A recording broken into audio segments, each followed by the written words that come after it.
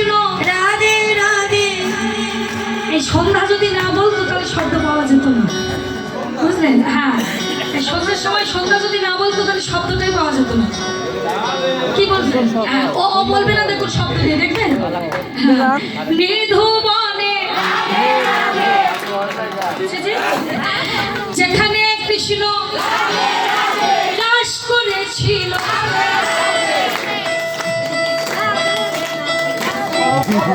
না না আচ্ছা আচ্ছা আচ্ছা আচ্ছা আচ্ছা আচ্ছা, এবার বাবাদের দেখি আছে কিনা। ওই যে ওই যে ওই দেখুন বাবারে, বাবারে তো নায়ক